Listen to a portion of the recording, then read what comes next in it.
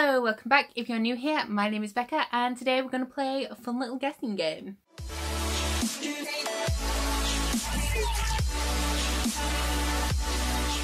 Okay, so as you know, I'm hosting the Throne of Glass read-along where we're reading one book of the Throne of Glass series every month up until the release in October.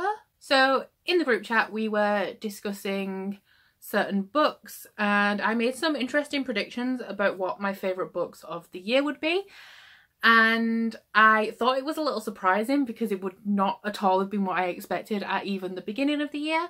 So I thought I would make maybe like a predictions video of what I think my top few books of the year are going to be, and at the end of the year when I've made my favourite book video we will revisit this and see how right or wrong I was. So the only ones that I can make concrete predictions on are the top 6.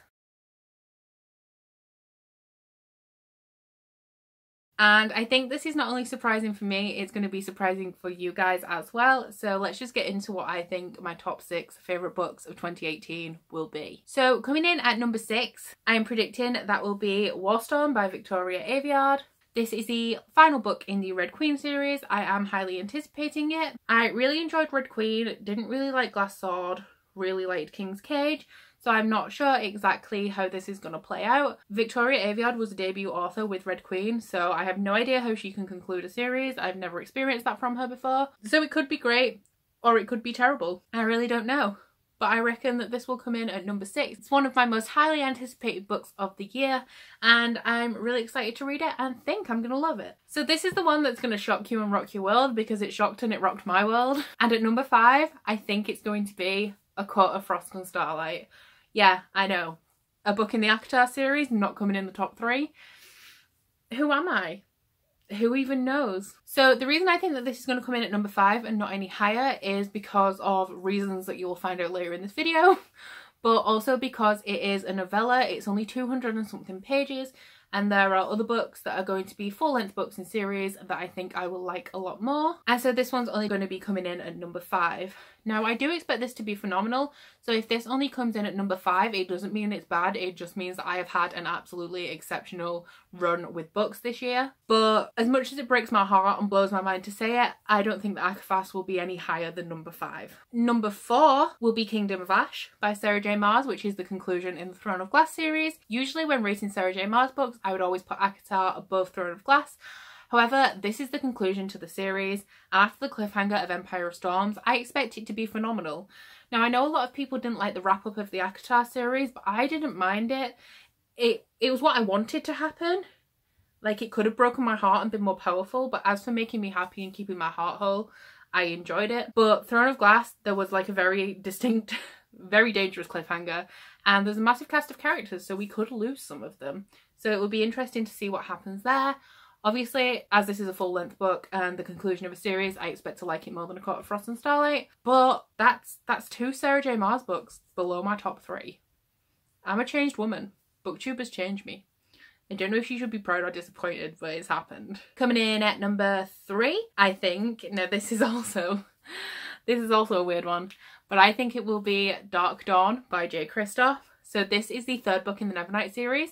Godsgrave and Nevernight were number 1 and 2 of my best books of 2017. So for Dark Dawn to come in at number 3, that's kind of low, because going into this year I would have said it was number 1, but now it's going to be number 3. And the reason for that is because number 1 and 2 are a little bit muddy, because I have just finished Strange the Dreamer by Laini Taylor and it was phenomenal. Okay?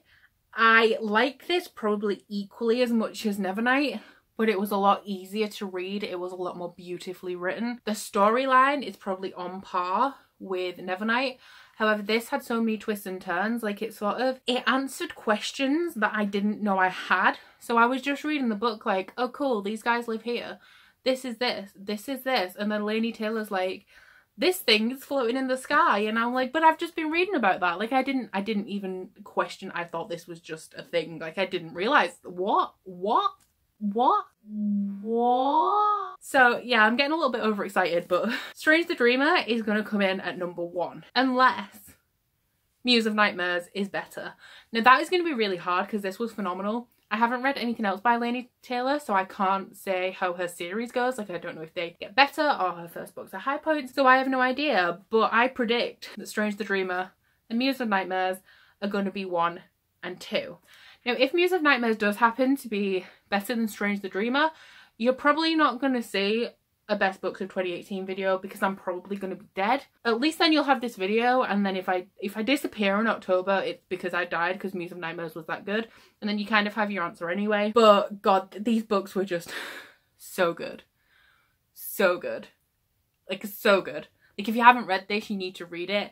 Like, I pushed a lot of people to read Nevernight last year, and now I'm doing it for Strange the Dreamer. So all you guys that read Nevernight and loved it and trusted me, you need to read this. Me and Leah from Leah and 26 Letters were pretty much almost buddy reading it. We were reading it at the same time, but we were always at different places until we got to the very end and we were kind of in sync. And we have also convinced 2 other people to read this book, and that is Dora from Confessing My Reads, and also Najwa, who's on Instagram, and her Instagram is Great Gatsby Affair. Those 2 are now reading this, so I just read it, please, please, please, please, do it for me. Read it. It's good, I promise. I promise it's good. If you like beautiful writing, and you like beautiful books, and you like beautiful people, you're gonna love this book. You really are. You should just trust me. Okay, so that's it for my predictions of my top 6 of 2018. Please let me know, based on my reading taste, you think there's going to be a wriggle around in this, and maybe things aren't going to fall the way I expect them to. There are a couple of wildcards that may end up really high up, but I can't see them. Like, those are the books that are released this year and I know I'm gonna love. Like, I can't see how I wouldn't absolutely adore them with every fibre of my being. But there's things like Lifelike by J. Kristoff. There's also Catwoman by Sarah J. Maas. There's Illuminae. If I get to that this year, I'm expecting to really enjoy that. So that'll be Illuminae, Gemina and Obsidio. I also have The Last Namsara and City of Brass I plan to read. And then there's... What else?